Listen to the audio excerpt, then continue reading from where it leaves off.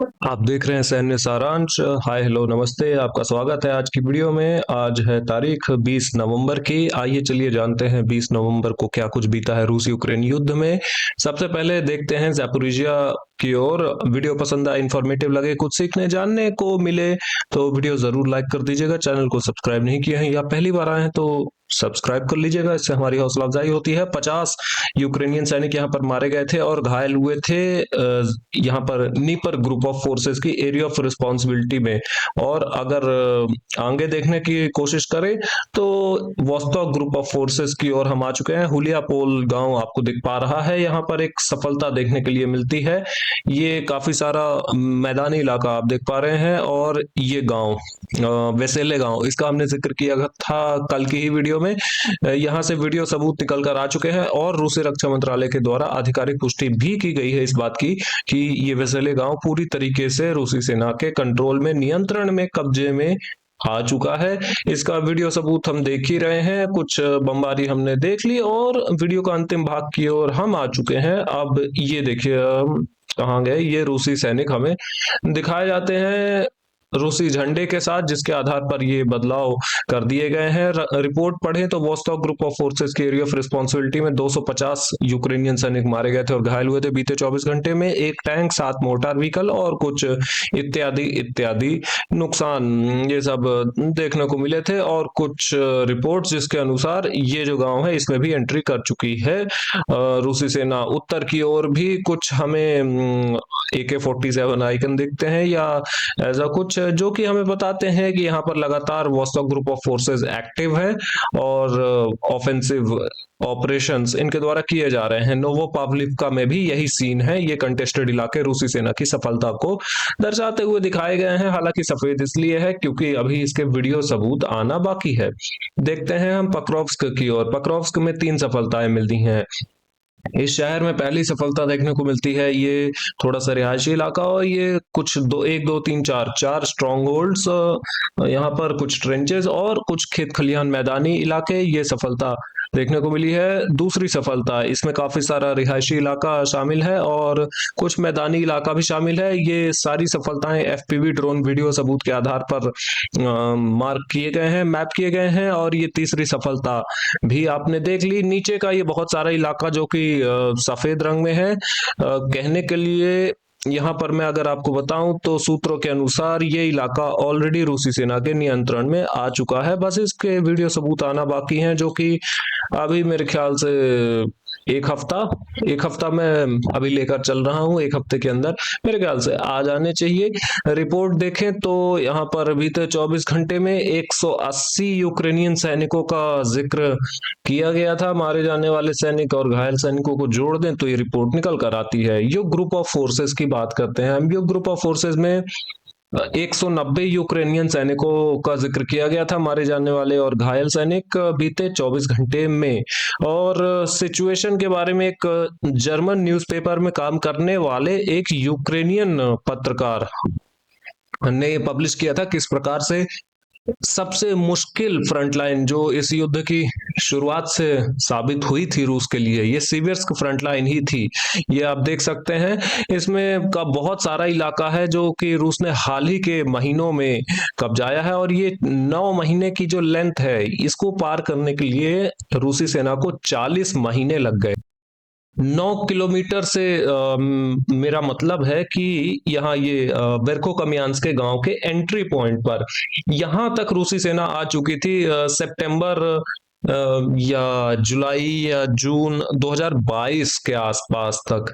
और फिर Ukrainian counter attacks के कारण यहाँ पर रुकी रही रूसी सेना बहुत बहुत समय तक। लेकिन उसके बाद फिर धीरे धीरे ये चीजें बढ़ती गई और 9 किलोमीटर की दूरी फाइनली तय करके आज रूसी सेना पहुंच चुकी है, यहाँ पर सिवियर्स्क शहर में एंट्री ले चुकी है। सेम देखने को मिलता है लिमान शहर के लिए। लिमान शहर के लिए तीसरा युद्ध अब शुरू हो चुका है। तीसरा युद्ध में ये सफलता देखने को मिलती है। ये रूसी सेना अब लिमान शहर के अंदर मौजूद है और इस युद्ध के लिए भी अब संघर्ष जारी है। इस शहर के लिए भी संघर्ष जारी है। बहुत सारे शहरों में ऑलरेडी मौजूद है रूसी सेना। कॉन्स्टेंटिनोव की बात करें, सिविर्स की बात करें, कुपियांस्क की बात करें, लिमान शहर की बात करें, पक्रोव्स्क, मिर्नोग्राड की बात करें, नोवोपाव्लिवका की बात करें, बहुत सारे ये शहर हैं जिनमें रूसी सेना मौजूद है। और इस तरीके से हम देखें तो मध्य कुपियांस्क फ्रंट लाइन में ये एक सफलता देखने को मिलती है। मैदानी इलाके में ये सफलता निकल कर आई है। एफपीवी ड्रोन वीडियो सबूत के आधार पर इसको मार्क किया गया है। और थोड़ा सा जूम इन करते हैं हम कुपियांस्क शहर की ओर, तो ज़ैपाट ग्रुप ऑफ फोर्सेस की रिपोर्ट देखने को मिलती है। बीते 24 घंटे में 230 यूक्रेनियन सैनिकों का जिक्र किया गया था नुकसान के तौर पर। ये मारे जाने वाले सैनिक और घायल सैनिकों को जोड़ दें तो ये संख्या निकल कर आ जाती है। कुछ कंटेस्टेड इलाके वोप्चांस्क फ्रंट लाइन में जोड़े गए हैं जो कि रूसी सेना की सफलता को दिखाते हैं कहने के लिए, लेकिन अभी वीडियो सबूत आने बाकी हैं। और लास्ट में नॉर्थ ग्रुप ऑफ फोर्सेस की रिपोर्ट पढ़ते हैं। इसमें 250 यूक्रेनियन सैनिकों का जिक्र किया गया था बीते 24 घंटे के लिए। आगे बढ़ते हैं हम यूक्रेन की राजधानी कीव की ओर। आज बहुत जरूरी दिन है क्योंकि आपको ध्यान होगा कल की वीडियो में हमने जाना था कुछ अमेरिकन ऑफिशियल्स यहाँ पर आए हुए थे यूक्रेन की राजधानी कीव में। आज इसका एग्जैक्टली रीजन मैं आपको बताता हूँ क्यों आए थे और क्या हो रहा है यूक्रेन में। वॉर सीजेशन प्लान, ट्रंप की सरकार के द्वारा, उनकी टीम के द्वारा एक और प्लान, ड्राफ्ट प्लान तैयार कर दिया गया है। 28 पॉइंट्स कुछ उसमें लिखे हुए हैं, बहुत सारी बातें उसमें लिखी हुई हैं रूस यूक्रेन के बीच में शांति लाने के लिए। लेकिन इस प्लान के जो मुख्य बातें हैं अगर उनकी ओर गौर करने की कोशिश करें, इसी प्लान को सबमिट करने के लिए, यूक्रेन को दिखाने के लिए, जेलेंस्की को दिखाने के लिए अमेरिकन ऑफिशियल्स आए हुए हैं। और जेलेंस्की के पास बहुत कम समय होगा मेरे ख्याल से, मीटिंग के दौरान ही उनको ये सेट करना पड़ेगा, ये बताना पड़ेगा कि वो एग्री करते हैं या नहीं, या फिर इसी तरीके का कुछ सीन देखने को मिल सकता है। मेरे कहने का मतलब कि समय बहुत कम होगा जेलेंस्की के पास और बात बहुत भारी होगी, क्योंकि ये जो 28 पॉइंट का ये जो फिर से पीस प्लान डेवलप कर दिया गया है यूक्रेन के द्वारा, यूक्रेन के लिए अमेरिका के द्वारा, ये बहुत नुकसानदेह है यूक्रेन के लिए। बहुत सारे पॉइंट्स, लगभग सारे पॉइंट्स रूस को फेवर करते हैं, जैसे कि 2.5 fold reduction in the Ukrainian armed forces and no foreign troops in Ukraine, कोई फॉरेन ट्रूप्स यूक्रेन में नहीं होंगी। 2.5 fold reduction in the Ukrainian armed forces, बहुत ज्यादा फैक्टर से, आधे से भी कम करना होगा यूक्रेनियन सेना को। और no foreign diplomatic aircraft in Ukraine, कोई बाहरी देशों के जो डिप्लोमेटिक एयरक्राफ्ट हैं वो यूक्रेन में नहीं होंगे। A ban on long range weapons that could reach Saint Petersburg and Moscow, लंबी दूरी तक मार करने वाले हथियारों पर बैन। इस तरीके की कुछ बातें हैं। इसके अलावा भी बातें हैं जैसे कि ईस्टर्न डोनबास, जो दो राज्य हैं मुख्य रूप से, क्राइमिया हो गया, डोनबास हो गया, लुहांस्क हो गया।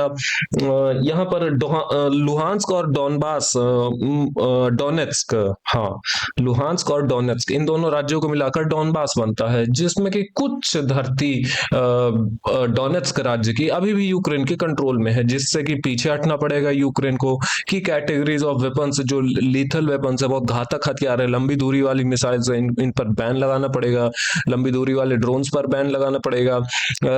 रशियन लैंग्वेज को, रूसी भाषा को रिकॉग्नाइज करना पड़ेगा एज अ स्टेट लैंग्वेज, राष्ट्रीय भाषा के तौर पर एक इसको वापस से रिकॉग्निशन देना पड़ेगा। और बहुत सारी बातें हैं, अपनी बहुत सारी जमीन देनी पड़ेगी रूस को। और हो सकता है अमेरिका का ऐसा प्लान है कि अगर यूक्रेन मान जाता है तो अमेरिका मान्यता भी दे सकता है कि यहाँ पर ये जो लुहांस्क, डोनेट्स्क राज्य है, क्राइमिया है, इसको रूस का भाग मान सकता है आधिकारिक तौर पर अमेरिका। लेकिन ये तब की बातें हैं जब यूक्रेन इसे स्वीकार करता है, जो कि यूक्रेन किसी भी शर्त पर करने नहीं वाला। ये मेरी राय है, आपकी क्या राय है? आप लिखकर बता सकते हैं अपनी राय।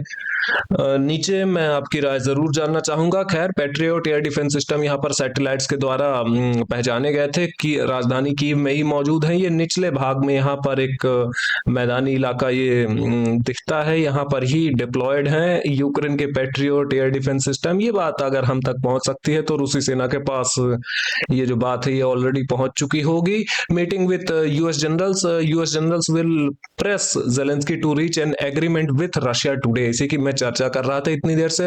अमेरिका का बहुत सारा दबाव अब जेलेंस्की के ऊपर आ रहा है। दो मंत्री छोड़ के ऑलरेडी भाग चुके हैं, क्योंकि अगर मैं बताऊं तो यूक्रेन के जस्टिस मिनिस्टर और यूक्रेन के एनर्जी मिनिस्टर, हाँ, इन दोनों की मैं बात कर रहा हूं, ये दोनों व्यक्ति देश छोड़कर भाग चुके हैं। दो मंत्री भाग चुके हैं बहुत सारा पैसा देश से लूटकर। और जेलेंस्की की पार्टी में भी नाराजगी है जेलेंस्की को लेकर। जेलेंस्की की पार्टी ने तो अनाउंस भी कर दिया है कि एक और दूसरा कोलेशन की इनको जरूरत है और नई सरकार ये चाहते हैं। रिवोल्ट जैसी स्थिति है जेलेंस्की के लिए, संभालना बहुत मुश्किल है। इनकी खुद की पार्टी में इनके प्रति नाराजगी, अमेरिका का इतना सारा दबाव, दो मंत्रियों का ऑलरेडी भाग जाना देश छोड़कर, और फ्रंट लाइन पर युद्ध से लेकर आज तक की सबसे खराब स्थिति, ये सारी चीजें एक साथ जेलेंस्की पर अब टूट पड़ चुकी हैं। ये है यूक्रेनियन इंटेलिजेंस चीफ, और इनका कहना है कि केवल ट्रंप ही शांति ला सकते हैं इस युद्ध में, और पीस टॉक्स मिड फरवरी में, अर्ली टू मिड फरवरी महीने में वापस से शुरू हो सकती हैं।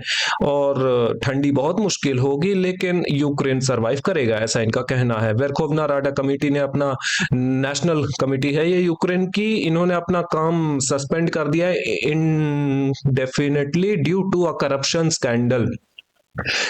स्कैंडल के कारण भी Verkhovna Rada national committee Ukraine की, इन्होंने अपना काम अंतहीन समय तक, जब तक नोटिस नहीं आ जाता अगला, तब तक के लिए बंद कर दिया है। यूक्रेन में भ्रष्टाचार इस स्तर तक देखने को मिलता है। 1000 रशिया और यूक्रेन के बीच में लाशों का आदान प्रदान हुआ था, मारे गए सैनिकों का आदान प्रदान हुआ था।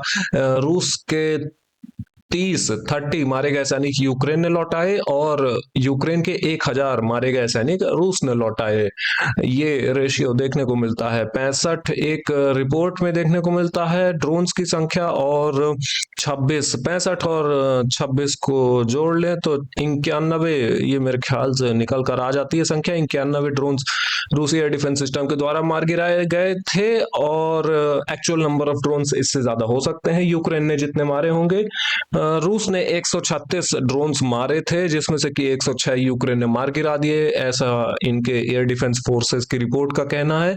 Nuclear power plant have reduced electricity generation. Ukraine 3 nuclear power plants Ukraine में हैं जो अभी यूक्रेनियन सरकार के अंडर, इनका भी जो पावर जनरेशन है ये घट चुका है, उतना इफेक्टिव ये रहा नहीं है। अब इसके लिए भी यूक्रेन को काफी मेहनत करनी पड़ेगी। ईरानियन साइंटिस्ट रूस की यात्रा पर आए हैं कुछ सहायता लेने लेजर टेक्नोलॉजी में, मे बी, शायद ऐसा कुछ हो सकता है। Meeting with this Chinese officials के साथ रशियन ऑफिशियल्स की बहुत सारी मीटिंग्स हुई थी, ये देखने को मिला था। और मॉस्को स्टॉक एक्सचेंज में काफी वृद्धि देखने को मिली थी। इस ग्राफ से आप देख सकते हैं जब सीक्रेट नेगोशिएशंस की बात सामने आई कि बैक द डोर्स भी यूक्रेन की जानकारी के पीछे भी, पर्दे के पीछे रूस और अमेरिका के बीच में बातचीत होती रहती है। Russia is unaware of the new peace plan for Ukraine, which the US has allegedly already discussed with Moscow and will present to Zelensky tomorrow, according to the foreign ministry. रूसी विदेश मंत्रालय के कहने के अनुसार इनको ये जो ट्रम्प का प्लान है इसके बारे में जानकारी नहीं है, जबकि अमेरिका ये क्लेम कर रहा है, या इंटरनेट पर ऐसी खबरें उड़ रही हैं कि इसकी जानकारी है रूस को। खैर, देखते हैं इसका रिस्पांस आता क्या है यूक्रेन की ओर से। इस वीडियो के लिए इतना ही। लाइक करें, सब्सक्राइब करें, शेयर करना मत भूलिएगा। ऐसे इंफॉर्मेटिव वीडियोस देखने के लिए have a good day, bye bye.